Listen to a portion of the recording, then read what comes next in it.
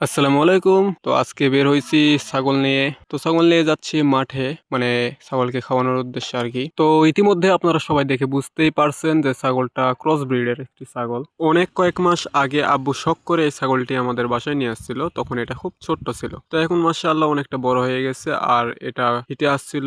তো এই ছাগলকে আমরা ব্রিডিং করাইছি একটা তোতাপুরি পাঁঠা দিয়ে। তো মাশাআল্লাহ দেখবো বাচ্চা যদি হয় ভালোই তাহলে বাচ্চাগুলোর কোয়ালিটি কীরকম আসে আর দেখতে কেমন হয় আমরাও দেখবো আর পাশাপাশি তার সাথে আপনাদেরকেও আমি দেখাবো। তো সবাই চ্যানেলটি সাবস্ক্রাইব করবেন আর ভিডিওটি ভালো লাগলে অবশ্যই একটি লাইক করবেন। আমার আম্মু এই ছাগলের নামটি শখ করে সুন্দরী রাখছে, যেহেতু এটি একটি মেয়ে ছাগল। আর আমার মনে হয় ছাগল পালন অনেক লাভজনক একটি খামার যদি আপনি করতে পারেন।